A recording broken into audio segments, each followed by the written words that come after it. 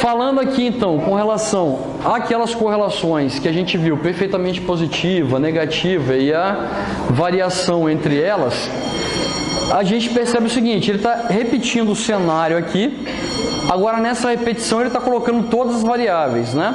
Tanto o retorno esperado quanto o desvio padrão, e aí fazendo a correlação entre elas. Juntando aqui o risco da carteira, agora a gente vai trabalhar a diversificação dentro do cenário do risco sistemático, que é não diversificável, e do risco não sistemático, que é diversificável. Perceba que é trocado, né, o não ali, né? Esse aqui é sistemático não diversificável, esse aqui é não sistemático e é diversificável. O que a gente está querendo dizer com relação a isso aqui? Essa linha horizontal que eu tenho aqui, onde eu tenho aqui o desvio padrão de mercado, ele está dizendo para mim o seguinte: vocês estão vendo que essa linha X aqui é o número de ações e aqui é o risco com relação à quantidade de ações que eu tenho. Aqui nessa linha horizontal para baixo, que é o risco sistemático não diversificável, ele normalmente é o risco que você tem com relação ao governo. Então, por exemplo, o que um tesouro direto no Brasil ele me remunera? Ele vai me remunerar uma quantidade X aqui, que é exatamente essa parte de baixo aqui dessa linha horizontal. Qual que é a situação aqui? A gente fala que esse risco aqui, ele é um risco praticamente zero, e quem vai impor esse risco aqui, ele é externo à empresa, são os fatores externos à empresa. Se você vai, por exemplo, no Tesouro Direto, você tem um título que ele é indexado pela Selic. Esse título indexado pela Selic, normalmente ele acompanha a inflação. Então, na medida que a inflação sobe ou desce, ele vai acompanhar a inflação. O risco que a gente tem no mercado, normalmente é o risco da inflação. Quanto maior a inflação, maior o risco que a gente tem com relação a todos os negócios que são envolvidos. Mas como você tem um título que é do governo e indexado, há um indexador do governo que é a Selic, que é a inflação no país, né, e o que pode aumentar, então quer dizer, o seu capital investido aqui ele não sofre risco de desvalorização. A ideia é que ele valorize junto com as perspectivas do governo. Então é por isso que ele é não diversificável. Como assim ele é não diversificável? Esse risco aqui significa dizer que eu posso colocar um máximo de empresas e ações que eu quiser dentro da minha carteira, mas eu não vou conseguir eliminar ou reduzir esse risco. Por mais que eu tente diversificar comprando novas ações de novas empresas, esse risco aqui eu não consigo reduzir e não consigo mexer com ele. Por isso que ele é um risco não diversificável, ok? Já o risco diversificável ou o não sistemático, quer dizer, que não depende do sistema, do governo, aí a única forma que eu tenho de redução desse risco é pela diversificação. Ou seja, quanto mais ações eu compro de empresas diferentes, diversificando, aí menor é o meu risco. Ó. Menor é o meu risco. Percebam que esse aqui é o risco de mercado, que é o que eu consigo sem investir em empresas e aí não ter a possibilidade de perder capital com relação a isso.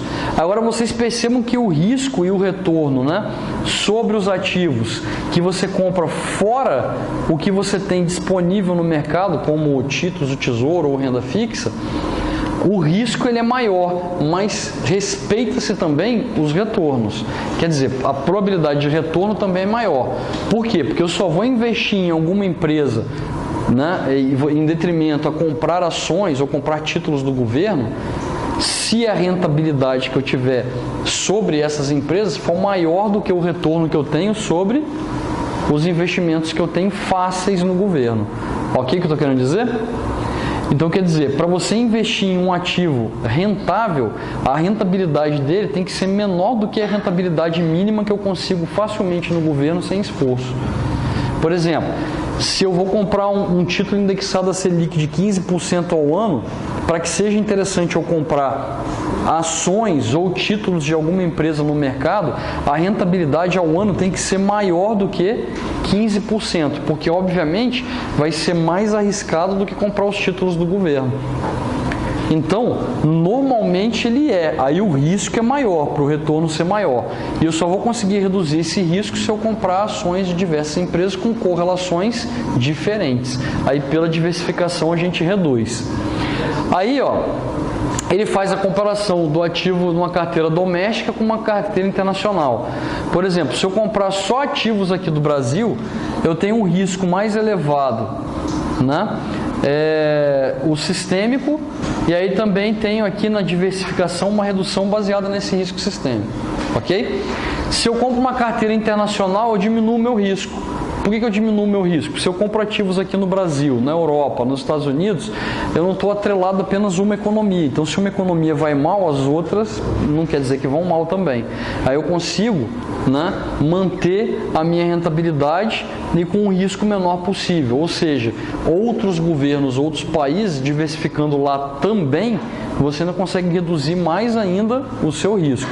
Então, o ideal é que você tenha dinheiro em tudo quanto é lugar no mundo, principalmente na Suíça.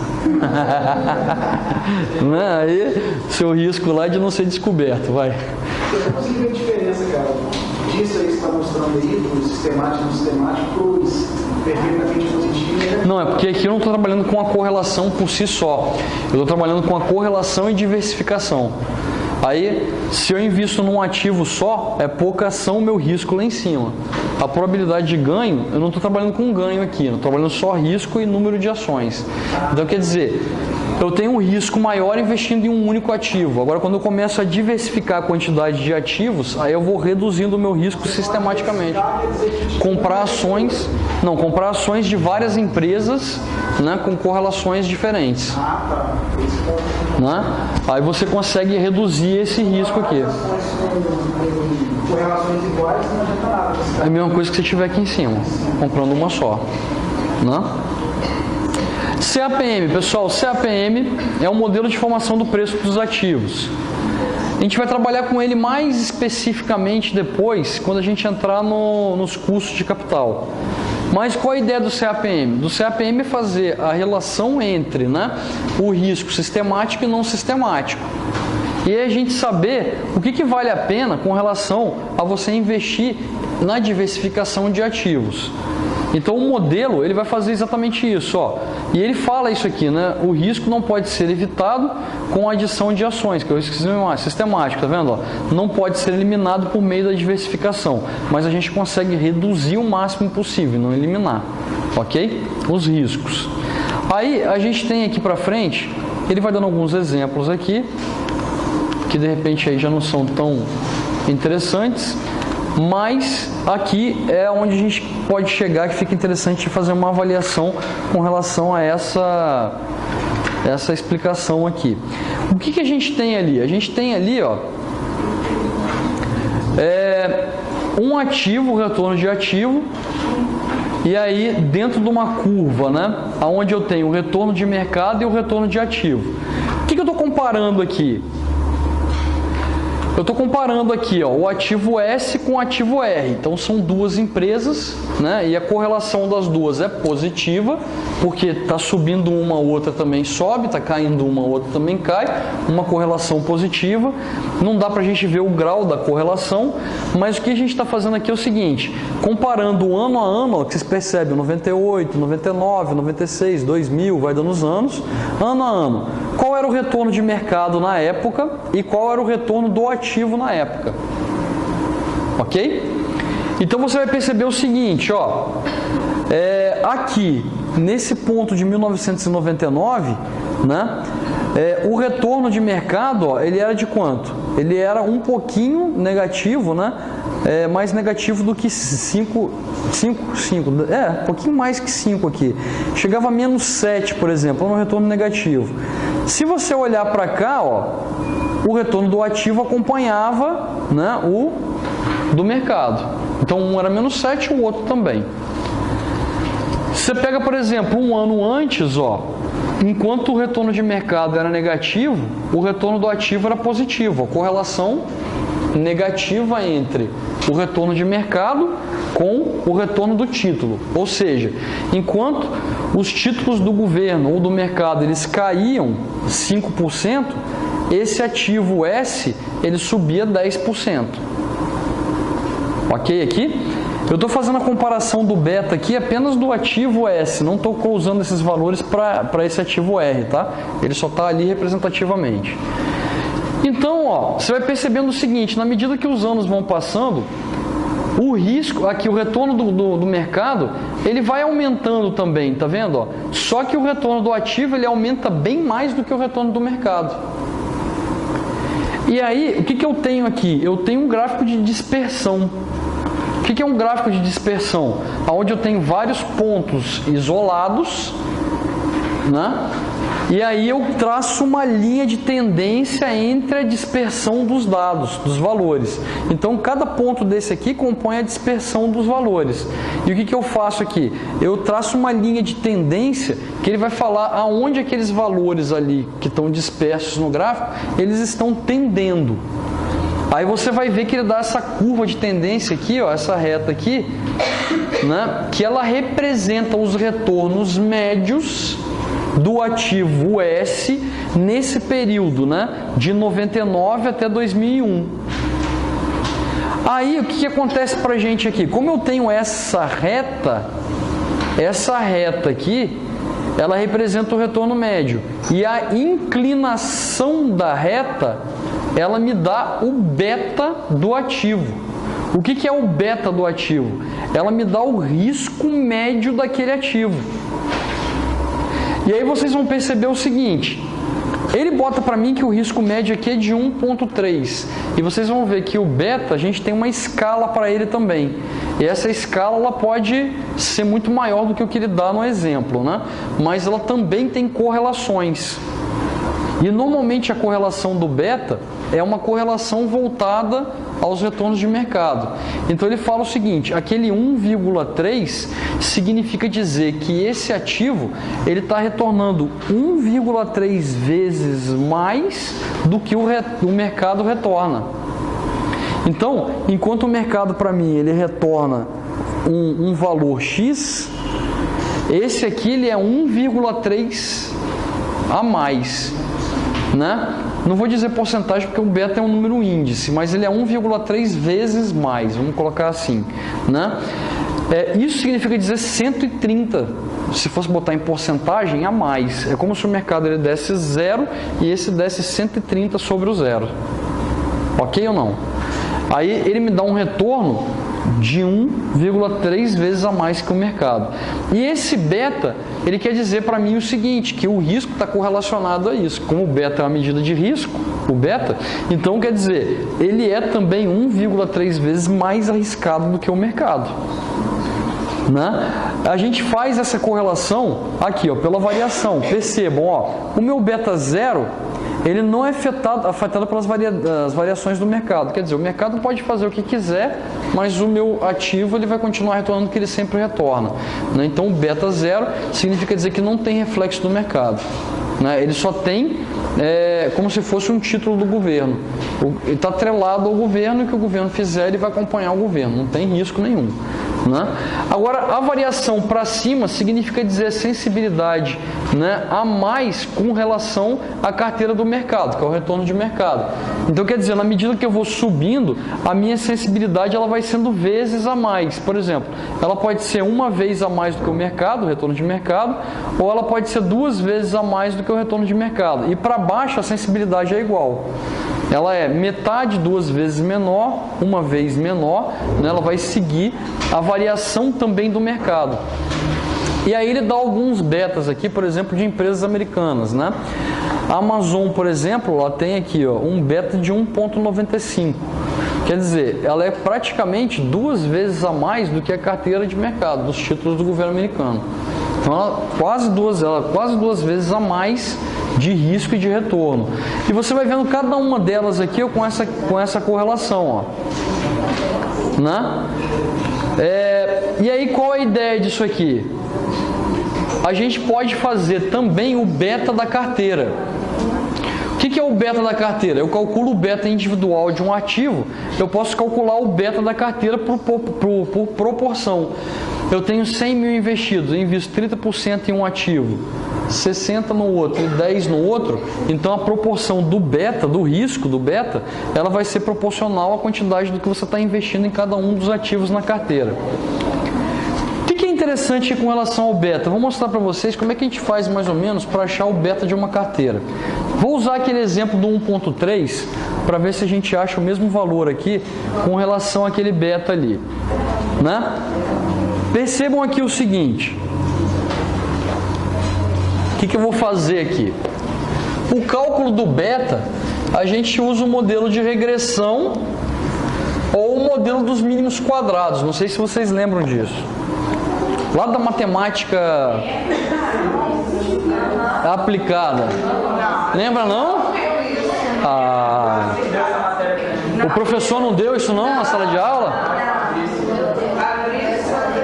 Beleza, ele não deu, né? Mínimos quadrados lá. Então vamos lá. Como é que era aquela relação dos mínimos quadrados? Agora vocês vão lembrar, ó. Eu fazia uma tabelinha assim, ó, x, y, x vezes y e x ao quadrado. Ok aqui? Se a gente pegar o modelo do CAPM, a gente vai pegar um modelo que ele é esse aqui, ó, né? O retorno K esperado, ele é igual a taxa livre de risco mais o beta, né, vezes o retorno de mercado menos a taxa livre de risco. Vamos lá? Qual que é a ideia aqui? A ideia disso aqui é o seguinte: esse aqui é o risco sistêmico. Esse aqui é o risco sistêmico. Esse aqui é o sistemático. Esse aqui é o risco não sistemático. Se a gente olhar para essa fórmula aqui, ela é uma equação de que grau? Primeiro grau, né? Se eu fosse fazer a avaliação dessa equação de primeiro grau, ela seria o seguinte, ó, y é igual a b mais a x. Ok? O coeficiente é fixo e o b é fixo. O que varia é, né, o retorno de mercado com relação à taxa livre de risco. É uma equação de primeiro grau. Então, o meu beta, ele vai ser representado pelo coeficiente A. Lembra quando eu falava com vocês? A gente tem um gráfico de dispersão, né? E aí eu dava vários pontinhos da coordenada cartesiana para vocês, lá na matemática, e falava assim: ache a equação de primeiro grau que representam aquelas coordenadas que estão lá, né? As coordenadas cartesianas. Aí vocês iam lá, pegavam o pontinho x, y, x, y, x, y. E para achar o valor de A, a gente usava essa fórmula aqui, ó.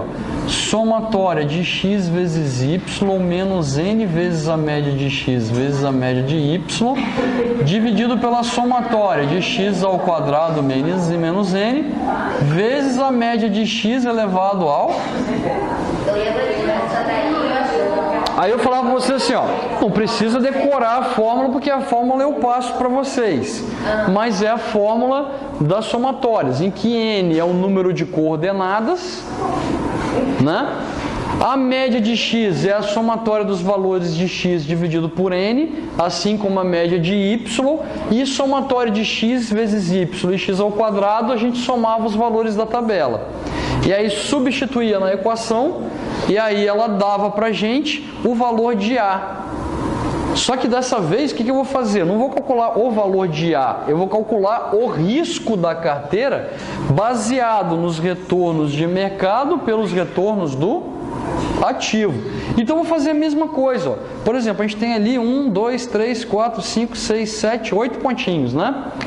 Aí eu vou pegar um por um ali. Por exemplo, não vai sair igual a 1,3 aqui, porque eu não tenho os valores certinhos ali, né? Mas a gente vai chegar no valor aproximado. Por exemplo, aquele primeiro pontinho ali, ó, menos 7, menos 7. Estou atribuindo para esse ponto aqui. Esse segundo aqui, vou colocar aqui, ó, menos 6 e 10. Ok?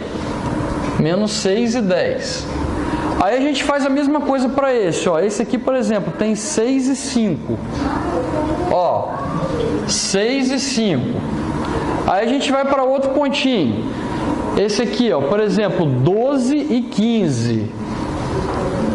Ó, 12 e 15. O que mais? A gente tem esse aqui, ó, 9 e 20, por exemplo. Ó. 9 e 20. Aí eu pego outro pontinho aqui. Esse aqui, por exemplo, ó, tem 17 e 28. Não, 17 e 28. E aí a gente vem aqui, ó. Esse aqui já tem 23 aqui, ó, para 23 aqui e 20, não, um pouquinho mais aqui, né? 27, né? 23, 27. 23, 27. Tem mais um ali? Lá em cima, né? Esse aqui tá mais ou menos uns 22 para um, sei lá, 40. Né? 22 por 40. Pronto, ó. Aí eu peguei todos esses pontos aqui. O que a gente teria que fazer aqui? Porque eu não vou fazer isso aqui não, hein? Ó, somatório de x, somatório de y, somatório de x vezes y e somatório de x ao quadrado.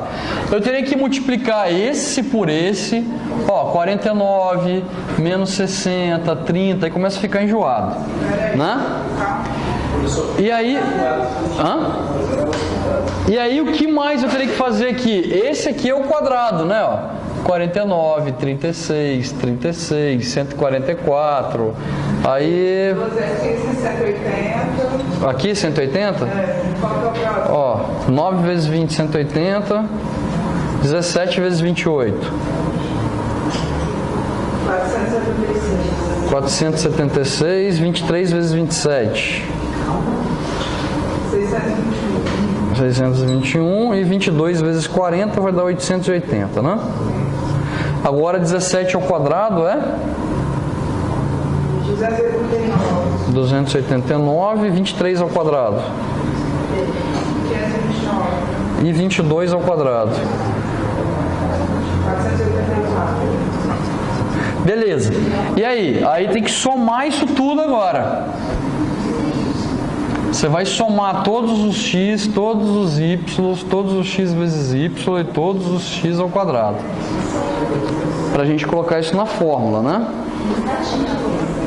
Você está fazendo qual? X? Você está fazendo esse?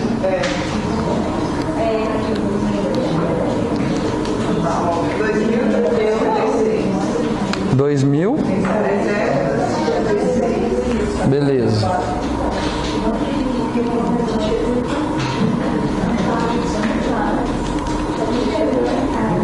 Qual que você está fazendo agora?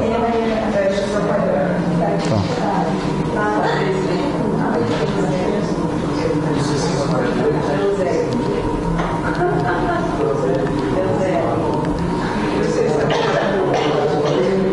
Paga não. Quantos? 1.648. Aí a gente preencheu a tabelinha. O que a gente vai fazer aqui, ó? No caso, o meu A aqui vai ser o meu beta, que é o risco do ativo, ó. Vou pegar x vezes y, que é esse, 2.356, menos, quantos pontos a gente tem? 1, 2, 3, 4, 5, 6, 7, 8. 8 vezes a média de x, que é 76 dividido por 8, vezes a média de y, que é 138 dividido por 8. Aí isso aqui dividido por 1.648 menos 8 vezes, né? 76 sobre 8 elevado ao quadrado. Aí ele vai dar o beta. 76 é a média que você falou? O que é a média? Por que 76? X médio, é.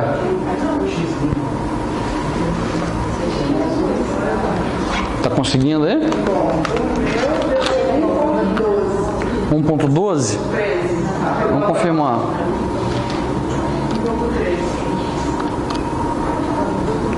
Vai dar a mesma coisa. 76 dividido por 8.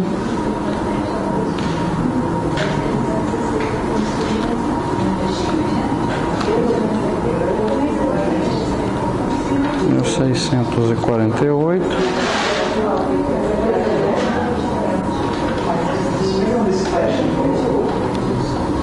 Hã? Que teste? Não, aqui eu estou calculando o beta. 1,128, né? 1,13%, ó. Percebam, pessoal, ó, calculando essa variação, eu achei aqui, junto com a Lúcia, 1,13, né? O exercício ele deu 1,30, óbvio, a gente não usou, né, certinho o valor das variáveis que ele colocou. Mas o que ele está querendo dizer para mim? Que a inclinação dessa curva, dessa linha de tendência, ela é de 1,13.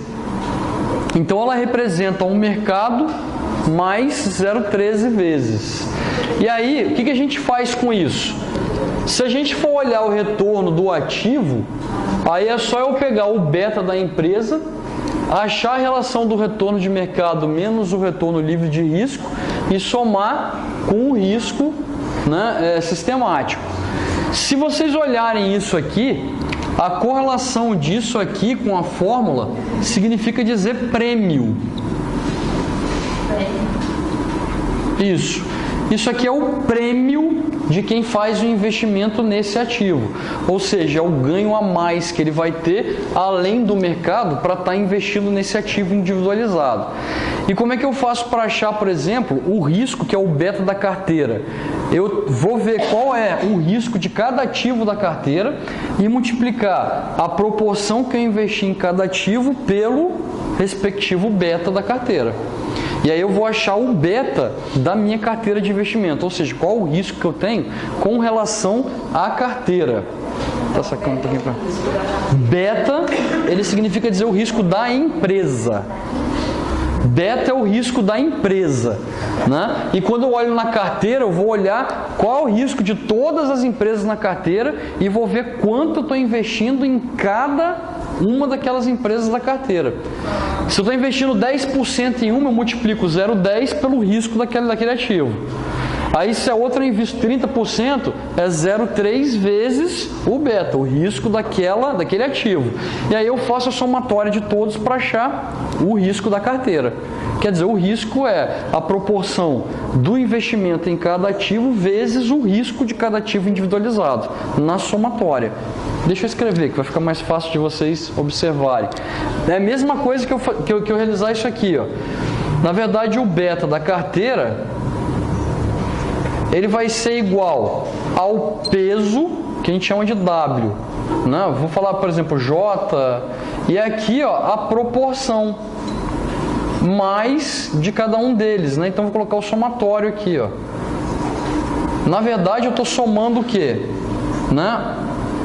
Proporção, que é o peso do ativo, vezes o beta. Ou seja, isso aqui para mim é o peso. E esse é o beta do ativo. E vou somar todos eles para encontrar o beta da carteira. Por exemplo, eu tenho 5 ativos na minha carteira, estou investindo igualmente em cada um deles. Então, cada um deles tem o quê? Tem 20%. Eu estou investindo 20% em cada um. Então, o peso, ele é de 20%.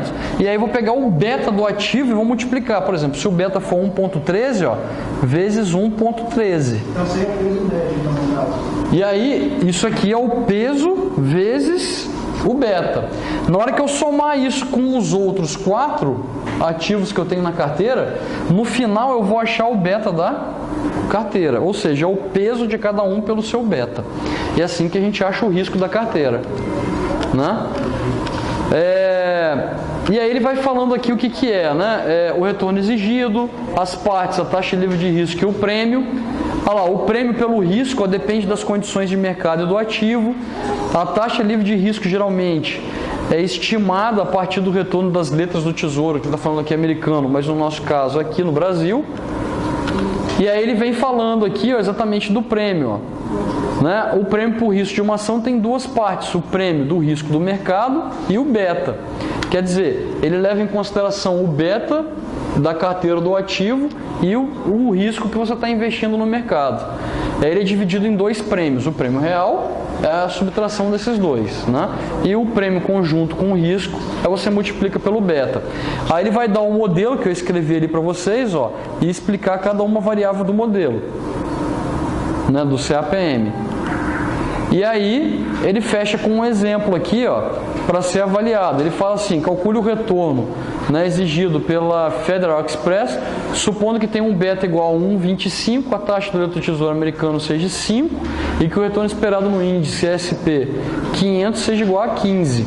Aí ele está pegando, né, RF 5, aí ele pega beta de 1,25 e o retorno de mercado de 15. Aí faz a conta para esse resultado, acha 17,5%. E aí ele joga na curva, né, de avaliação aqui de mercado, e aí ele mostra exatamente isso, ó. O prêmio pelo risco de mercado, ele é de 10, porque 15 é o retorno de mercado, 5 é a taxa livre de risco. A diferença dos dois dá 10. Então esse é o prêmio pelo risco de mercado. Agora, se você investir no ativo que ele propôs ali de 1,25, o que você ganha mais do que o mercado? A variação de 2,5%, que ele fala que o prêmio pelo risco do ativo é de 12,5%, ou seja, você investir nesse ativo, além de você ganhar mais do que a taxa livre de risco 10%, você ainda leva 2,5% em cima desse investimento, ou seja, é mais interessante investir nesse ativo do que investir só no que o mercado oferece ou só o que, né, o governo está oferecendo pelos seus títulos. E aí ele fala do deslocamento da curva, né? Interessante que só tem isso aqui no gráfico. Né? Pode fazer a conta por porcentagem junto, né? Pode, porque o seu beta ele é em número índice. Então quando você multiplica o número índice por porcentagem, ele fecha o resultado final como porcentagem. Você não precisa botar em índice não. Aqui eu acho que ia fazer a variação da curva, só que o meu slide aqui não está aparecendo não. Ele só fala a influência da inflação com relação à curva, né, que é o deslocamento da curva pela inflação. E aí ele mostra o beta da carteira, né, faz alguns comentários, a gente já comentou vários deles aqui, e aí é isso aí, né, a nossa apresentação de slide. E pessoal,